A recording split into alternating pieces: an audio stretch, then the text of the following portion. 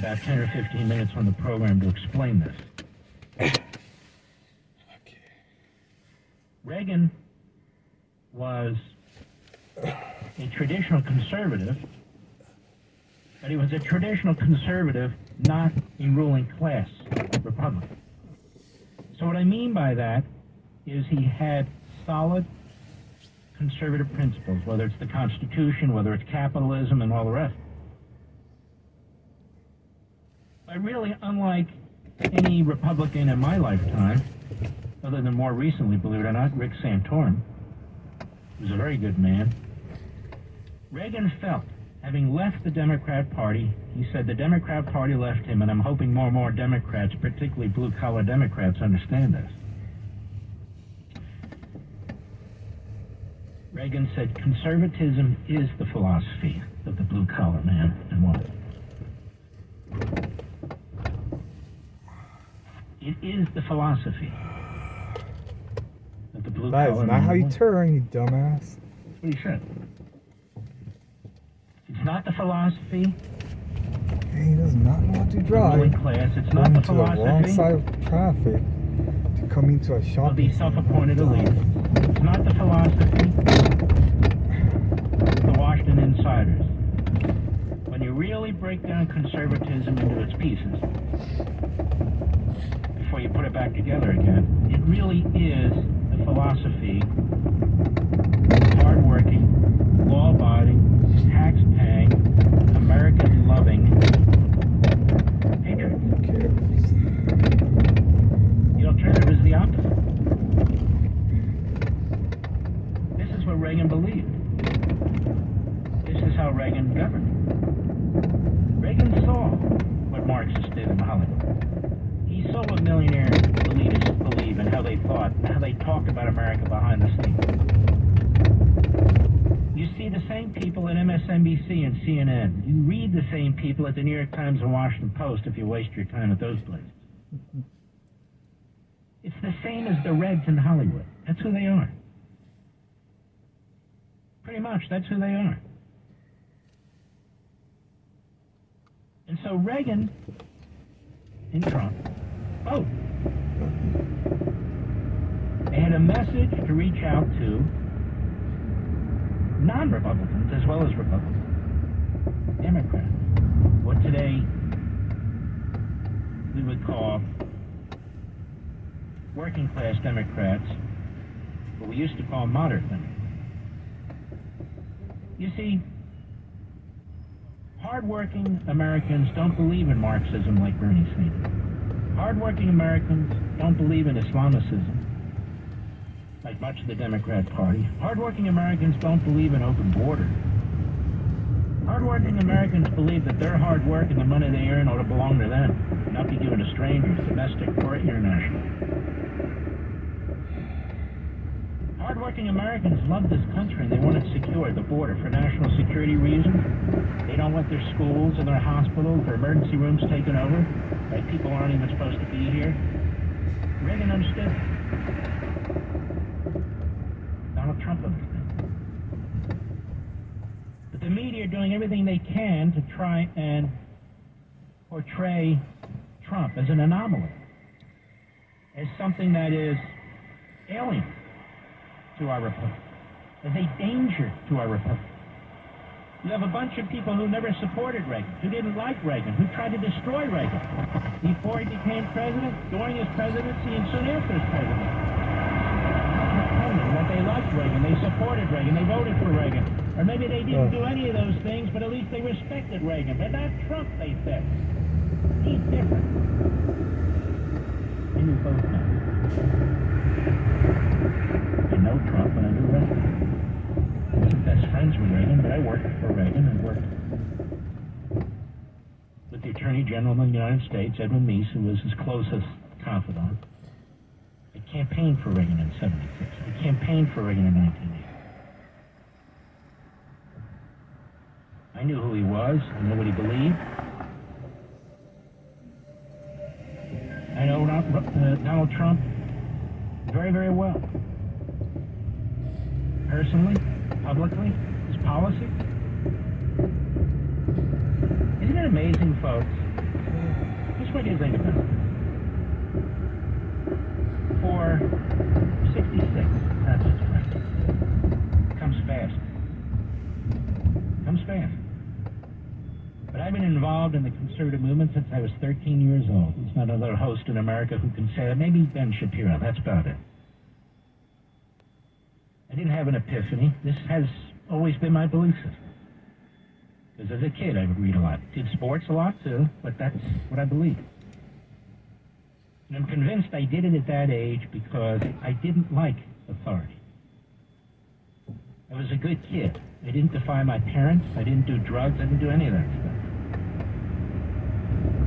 But I didn't like strangers telling me what to do. Period.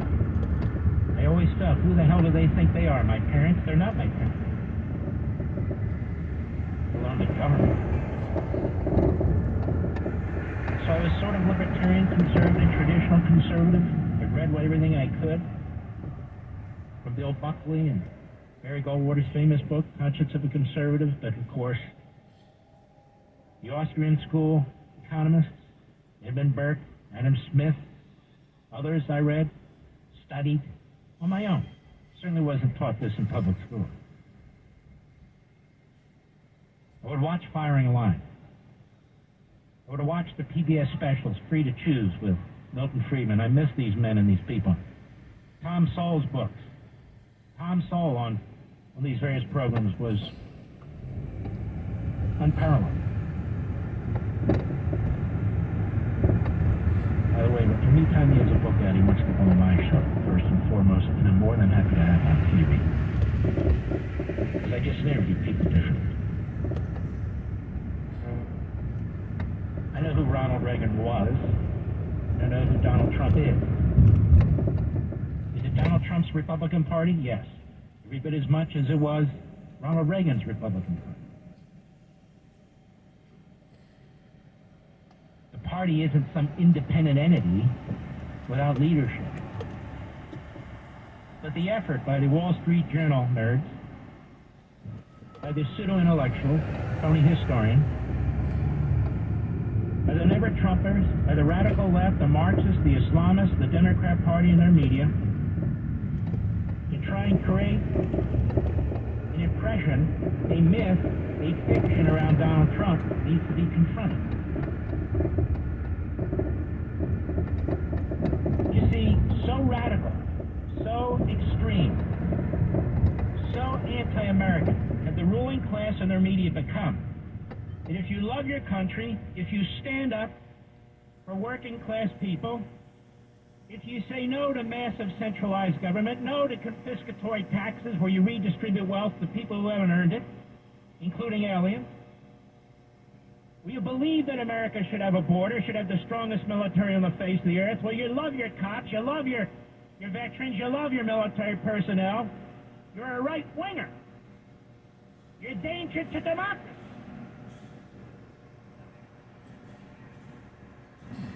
When we come back, we'll have a further discussion with a true historian, Craig Shirley. I'll be right back. Mark Lopin.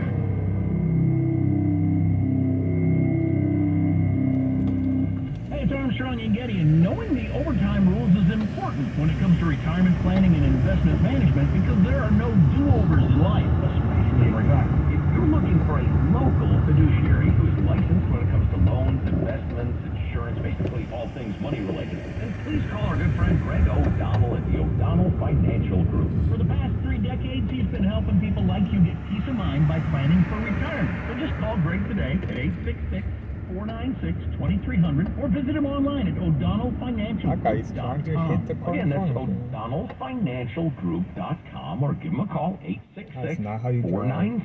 866-496-2300. You owe it to yourself to know if you're going to be able to live that retirement lifestyle that you always dreamed of. So call him now at 866-496-2300, online at o'donnellfinancialgroup.com or odfigroup.com. O'Donnell Financial, because planning is a process, not a product. Hey guys, at Primale Medical, their mission is to provide you with the medical care you need to improve your ED, low T, and incontinence. With years dedicated to improving the lifestyle of their patients in the Bay Area, Primale Prime Meal Medical strives to improve your love life and overall health. Listen to Dr. Robert Rowley. We have virtually every medication known to man to help men. We specialize in acoustic wave therapy, sublingual lozenges, which bypass the digestive system, making them work faster and more effectively, injectable medications, and testosterone treatment for those patients who need it. Impotence problems can be treated in just one visit. Why wait? Don't lose hope. Call now. Get a PSA test, testosterone test, Doppler ultrasound, and a full year of free visits for just $99.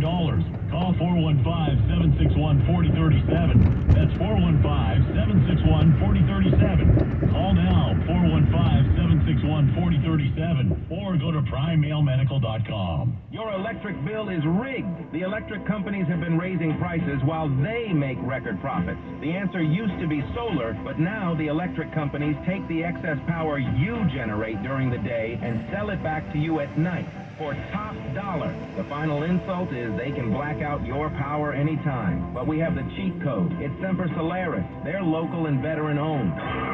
Beat the electric company at their own game by using solar panels and a Tesla Powerwall 3. Your panels charge the battery during the day, and you use your own electricity in the evening. Right now you can switch to solar plus Tesla Powerwall 3 with no money out of pocket. And Semper Solaris will pay your electric bill for up to 3 Message months. received. Call Semper Solaris Do you want to hear it? 415-354-2969. That's 415-354-2969. Eliminate blackouts. Escape corporate greed. Go solar now. Message received. Do you want to hear it?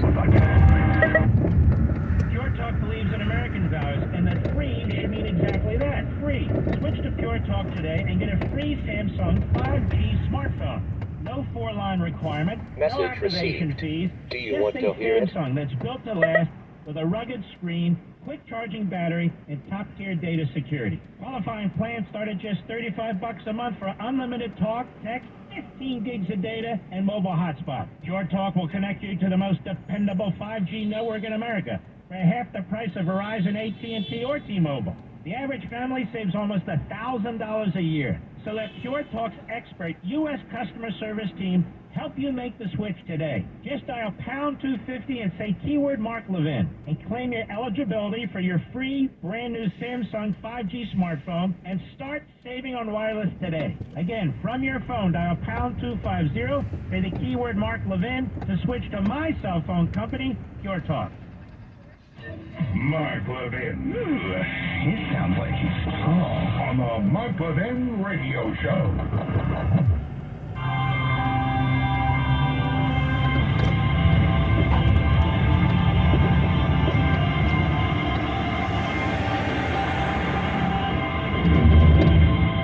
Craig Shirley, foremost expert on Ronald Reagan. The search for Reagan, the appealing intellectual conservatism of Ronald Reagan. Craig Shirley, the Washington Post is out there. They don't know Ronald Reagan. They don't care about Ronald Reagan. They just push their crap and their propaganda, and they want you to believe that Donald Trump, they said today, this Aaron Blake, I think his name is, he said today that it's no longer Reagan's party, it's Trump's party. Is it really that black and white, Craig Shirley? No, Mark, first of all, thank you. Good to be with you, brother.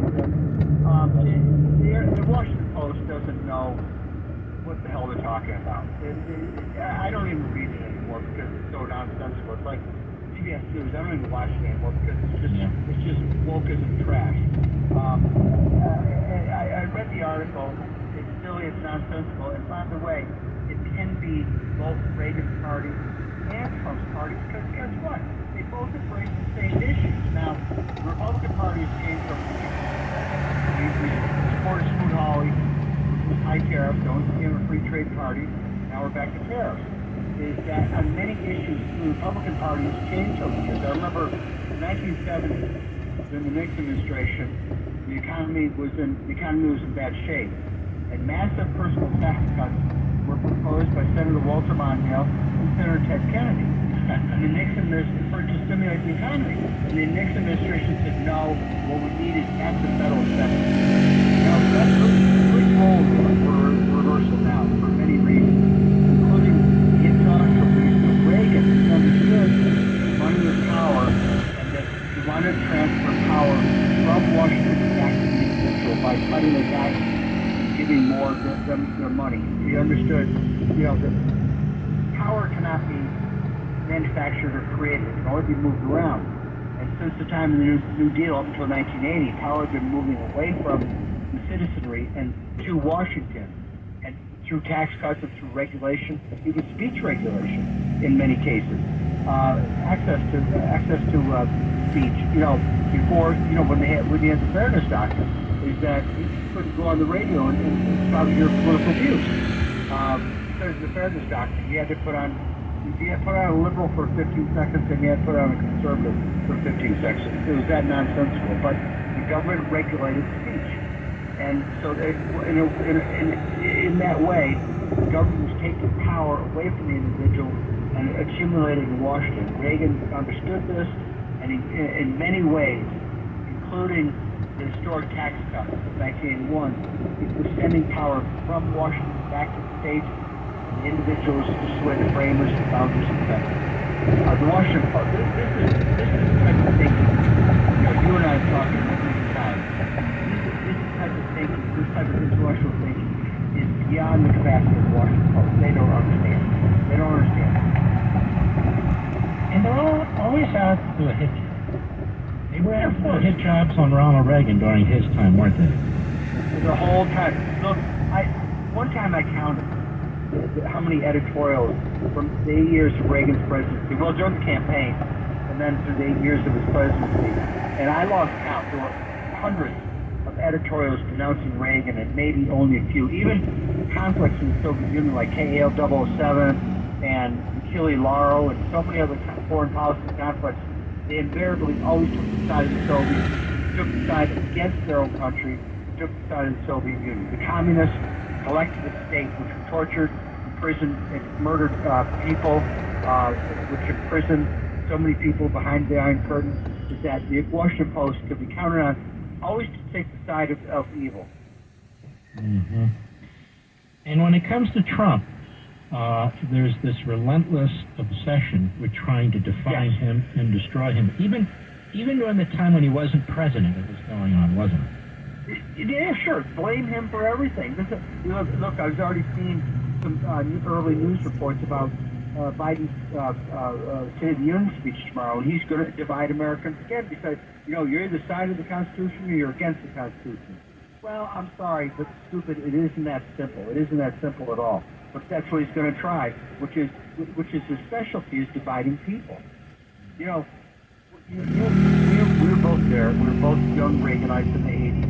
And we both remember when Reagan left office in January of '89, he had a 73% approval rating. It's just astronomical for a president. 3 out of 4 Americans said, "Hey, I like this guy.